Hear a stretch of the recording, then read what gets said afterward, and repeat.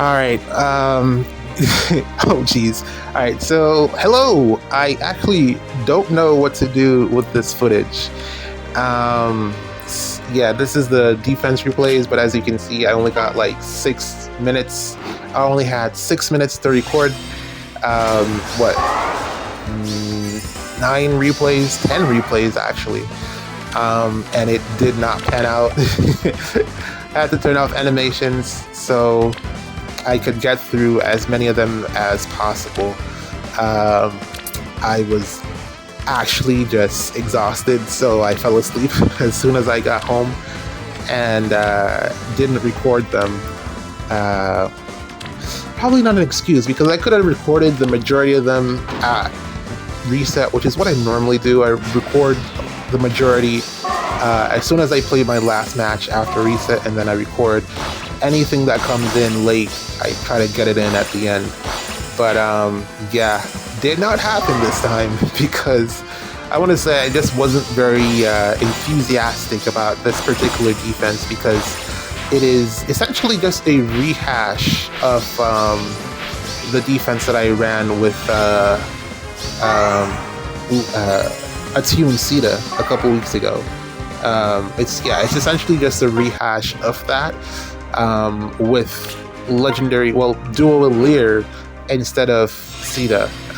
Since Ather here has bonus stats, I figured, have at it. Let's see what he can do, I guess. And also, I didn't want to re-bless Sita, and I don't see myself using this dual Ather for anything else, really, so I figured let's just take advantage of this unit while he is still good for the next, apparently, 3 weeks, because from what I can tell, the Christmas and Hector banner are going to be bonus for another week, another Astra Anima season, so I guess I was concerned for nothing, which is good. I didn't want it would have felt wasted if it was just the 2 weeks. I mean, it should have been 6 weeks, or 6 or 4 weeks altogether if they were to run separately. And it's good that they're actually getting the runtime that they deserve. I don't know, that other units have gotten in the past. It would have felt like they were cheated. Or I looking at it, I feel like they've been cheated because of how the schedule has been put together for them. But yeah, Ather pretty much, I want to say, soloed most things. If not, he got a ton of help from Celine, and Shez did what she could. Although, that being said, I probably shouldn't understate the importance of Seth here in terms of the support that he's providing. Is really what's just holding this whole team together. Without Seth, I really don't think it would function anywhere near to as well as it did. Yeah. But as you can see, it's very difficult to, once the formation breaks, it's very difficult for the team to stay in position or to stay organized, maybe. Is that the right word? Probably. And that leaves gaps that you can, pick off units if it is that you have units that are able to do that at that point. Plus then Asker there really just proving to be the tankiest of tanks alongside Neathogger. One of the things that a lot of people tried here were one of the things that I wouldn't have recommended that you try here would have been like some type of player phase approach, because you're not getting through. If there's a save supported with Sedith, it's highly unlikely that you're going to get through, unless you have some type of armor effective damage or you're quadding, because Sedith just offers stats on no end, stats on top of stats, so it's just not the easiest in terms of being able to get through and win a match when he's in play. You saw Formortis there doing his Formortis thing, and there's a swap. Again, Hathroon just proving to be oh so reliable. Although actually, okay, I was like, was Ather anywhere actually close to Hathroon? But yeah, he was. He's in the back row, so that's why. But yeah, Hathroon again just proving to be oh so reliable in terms of her support. And then we have this tank team with just the tankiest of tanks that we were not able to break through, but we did somehow sneak a kill because the opponent here misplaced one of his units outside of save range, and we were able to get a KO because of that. So even though, you know, you're tanking, you still got to pay attention to what's going on. So there's that. The guaranteed follow-up in Hector's weapon is something that I don't know if it's it's the B skill. The guaranteed follow-up is really clutch actually in terms of getting him KOs, because a lot of units don't have full no follow-up. So it actually works out really, really well being a part of Slick Fighter. And here we have the Lin problem that I was not able to solve for this particular defense because of the configuration. So there's a unit that's always going to be vulnerable to getting sniped by Lin. Hopefully in the future we get a unit that's just tanky enough to survive Lin, but Hearthvulgar, I was actually quite surprised, was able to tank an Astra Storm from Lin. It only did like 12 damage, so there's that. So I don't know, maybe in the future we'll get more units like Hearthvulgar to help us out, because that's really what we need currently in the game. We need strong tanky units, and that's exactly what Hearthvulgar is. So yeah, she actually, blue versus green, she tanked an Astra Storm from my Lin on defense, and I found that quite surprising. But yeah, Hearthvulgar, I'm sure you're all aware, is incredibly bulky, but we don't have any more time, or we ran out of time, as you can see here, to record the remaining of the replays. So that's pretty much it. I'll probably just put this out as a one-off 7-minute video. I don't know what else to do with it. Yeah, man, that's pretty much it. It was a pretty straightforward week, I guess. See you next time. Welcome to another week of Ether Raids. We are starting off in I got cheesed, so this is a rematch. I got safety fence cheesed, so yeah, we're just gonna go straight in with the rematch to start off the week. Not enjoyable, not the way you want to start off, but it is what it is. Nothing that I can really do about it aside from just hit the grudge match and you know, get the win. Yeah, safety fence, man, it's mad annoying. No counterplay. It's so an entire structure that has no counterplay. A little bit too strong in my opinion. Aside from what, Catapult or Duma. Alright, maybe I should take it back. 2 potential counterplays that you're never going to actually use, or 1 in 6 chance of sniping the fence. Not fun in the slightest. But yeah, man, here we go with the rematch. We're gonna pretty much just send Eric up there, and she should be able to handle everything here. If not, she'll leave behind, I don't know, maybe for Mortis or something. I don't know, but yeah, she should be GG's. Just gonna send her up there and put her on the defense tile, if not on the tile below. I'm not quite sure yet, but that's ultimately gonna be the plan. A lot of bulk, a lot of stats. Interested to see how we match up into the the dual Robin here as well. Plus 10, highly invested. Yeah, this unit with the Lin ring featured heavily in that safety fence cheese that happened this bright and beautiful morning. But yeah, we're just gonna set it up here. Not quite sure what to do with yeah, Rune is bonus, but also I don't really know what to do with him on this particular team. Doesn't really contribute anything. I want to say, I mean, status effects are cool, but I don't really need them for this team aside from on Erica. Erica's the only one that actually needs it. It's kind of crazy that this is the amount of... Alright, 1, 2, 3, 4 units just to make Erica good. That's really how many units are required. Let's say you could probably subtract Gato, right.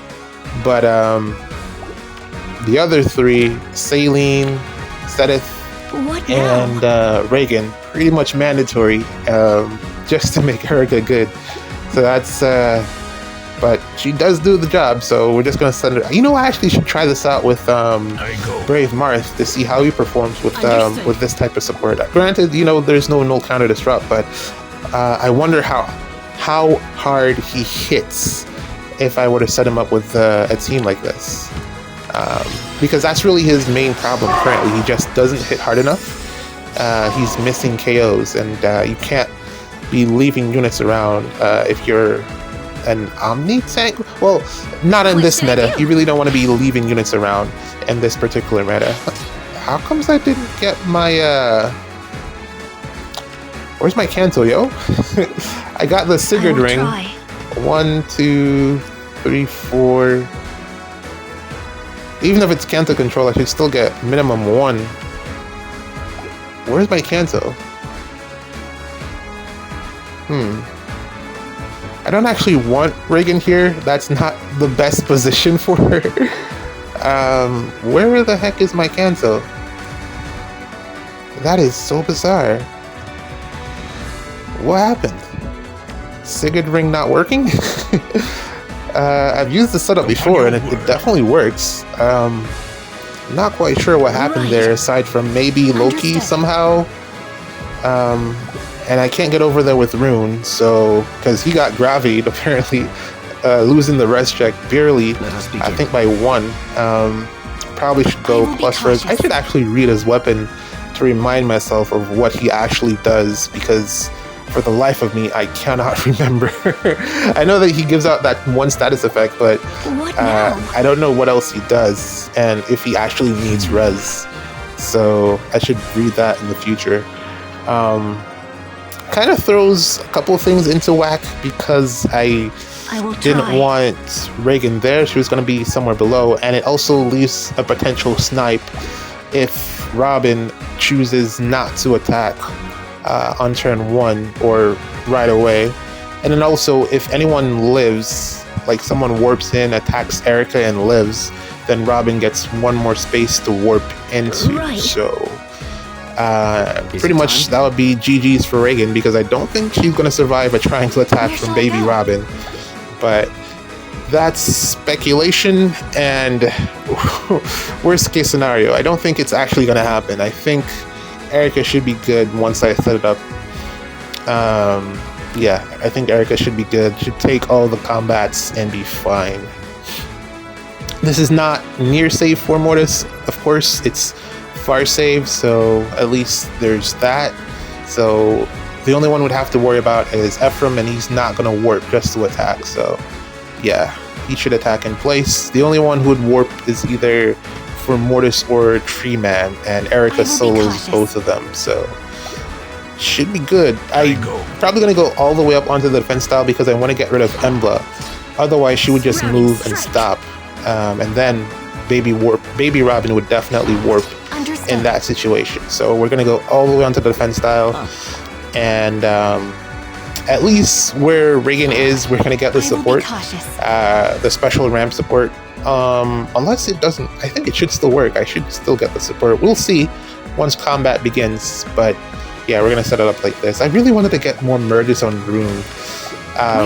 Because my highest merged light mythic is Asker. And I'd like to change that. So, but I also don't want to go back on that banner because the New Year's banner is tomorrow. And I want to summon on that. So yeah, no healing tower, so that's why I took that pot shot. Yeah, we're just gonna have to leave Reagan there. So yeah, really want to get some more merges on Rune. I want him to be my highest merged light mythic, so that I can think about potentially benching Asker if the need arises. I don't like the fact that I have to run Asker to get... it's not that Asker is bad or anything, it's just if I were to choose, I'd rather my highest scoring mythic be a ranged unit, because they offer... I'm more than likely going to bring some type of Omni tank. What I'm going to be lacking is a ranged unit, so yeah. Yeah, Erica here cleaning up as expected. Yep, expected that from Rob. Ooh, completely blitzes baby dual Robin here, and that's what I like to see. So yeah, we're gonna take that. I think, okay, yeah, that's what I expected. 41 times 2, how much is this actually? All I've got.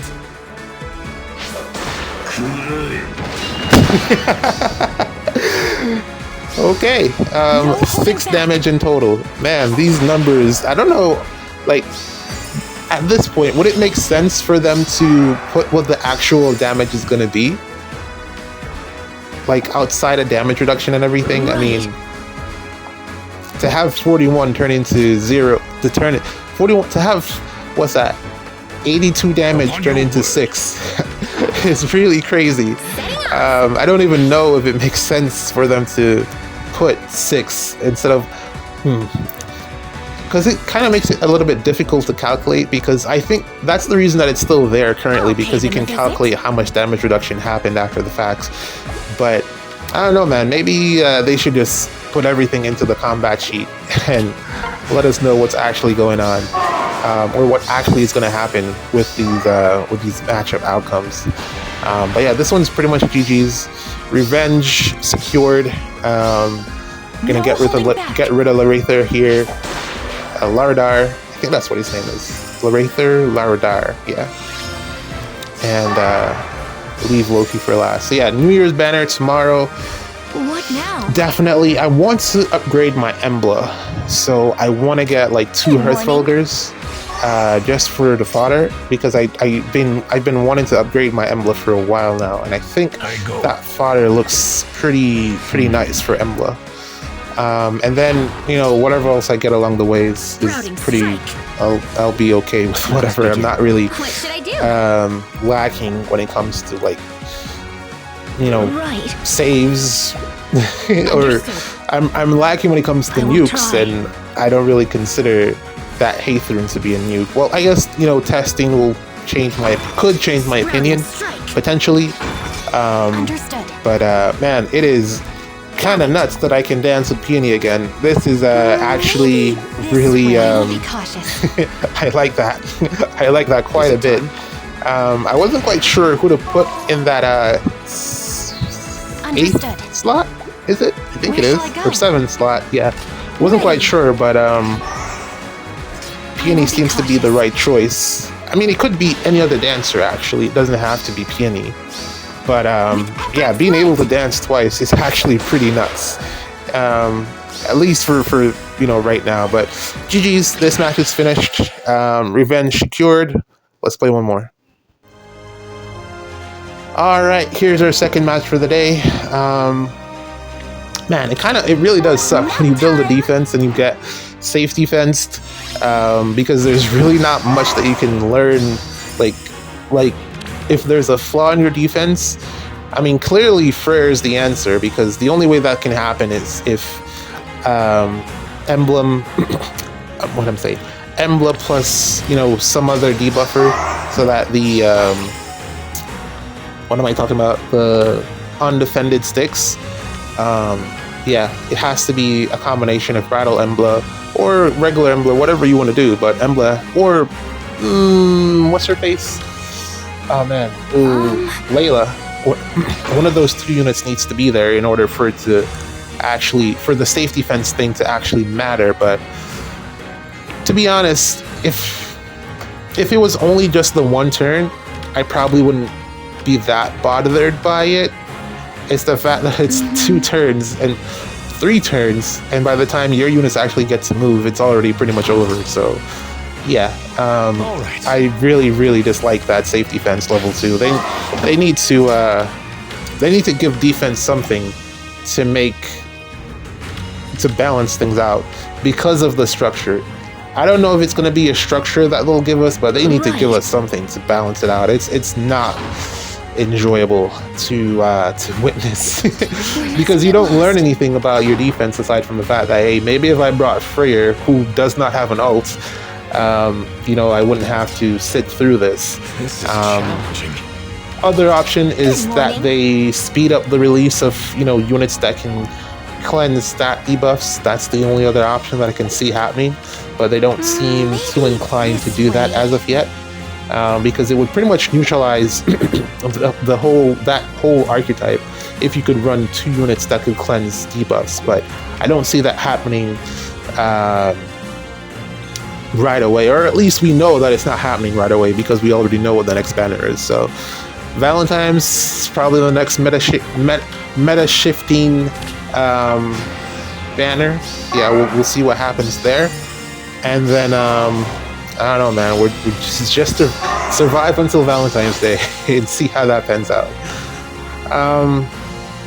Oh well, I'll touch that on a different video, but let's talk about since we're pretty much done with this, because I'm pretty sure that Bernie's going to get the KO here. It's just going to be a question of how much damage it's going to be and whether or not I need to future focus, which seems to be the solution to most of my problems.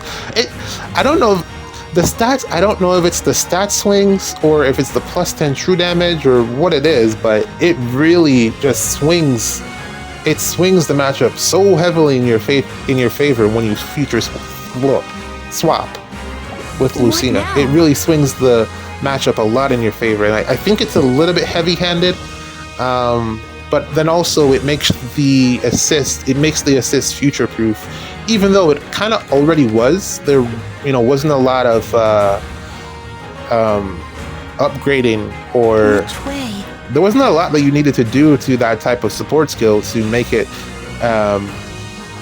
desirable on this unit. It's just that good, or it would have still been that good if you take out 2 of the things and just leave it with the. If you took out most of the things and just left the null follow-up and the swap, it would still be a really good assist. But man, they really went all in on that assist. I do think it's a little bit heavy-handed, but yeah, it is what it is. I will try. Trying to figure out which one of these structures I break, or if I use Fallen Maria. Should I Canto up? That's gonna. Yeah, okay. Yeah, there we go. Sure I can. And should have enough actions to clear this. Okay. All right. Don. Momo. Is it Momo? Yes. Momo. Don't be very seen. well written character. She is essentially, I feel like, the star of the show, and it's one of those few female leads in anime that's actually well written. So shout out to the author. I forget his name, but yeah, actually a well written female character who isn't just a complete idiot. I mean, like, I'm thinking about Sakura. I'm thinking about like a few other just female protagonists who offer literally nothing to the story aside from being the main character's crush. And it's like a lot of times you see it and you're just like, okay, that's happening, and you just like, you keep it pushing. But Momo actually has a personality, and she doesn't seem generic, and I love that about how she's written.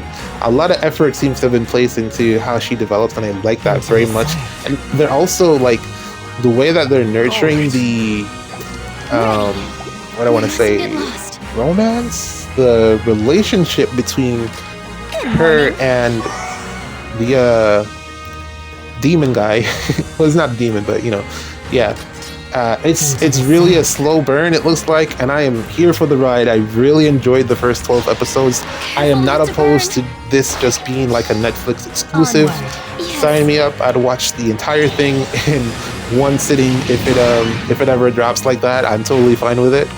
I think I'm gonna wait it out and just watch it instead of reading the manga, because I do know that it is pretty far along, but I think they'll catch up pretty quickly. I don't like the fact that they ended on a cliffhanger, but I think that's actually unique, because I was watching it, and then I got to episode 12 and I was like, this is challenging. Where's the rest? And it didn't auto skip, and I was like, well, what's going on? Is this broken? Is my Netflix broken? But no, it was just done. And I was like, damn, that sucks. What do I do now? I was really expecting like I thought it was going to be 15 episodes, but I guess it's 12, and I gotta find something else to watch now. I don't know what I'm gonna watch. Maybe I'll check out some movies that I haven't seen yet, catch up on. I haven't watched like that Wolverine movie, A stealthy? Overlord, a couple other things that are just out there that I can probably catch up on, I guess, if they're on Netflix.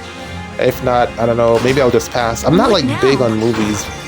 I don't know, it just feels like rushed a lot of the time, and ever since I went into my anime phase, movies have kind of taken a back burner. But yeah, Dan Da Dan, I don't know if it's like really anime of the year. Into the surf. Because I've been watching Danmachi. It's wrong to pick up girls in a dungeon. That really does sound like a wrong title. And I really enjoyed the first 8 episodes. I was like, let me just pause after this and let them cook and set up the rest of the series. I think it's going to go to like, what, 15 or so, I believe. So I'm really high on that. But let's see where it ends up. But yeah, GG's. Check out Dan Da Dan if you have not as of yet. It is very, very good.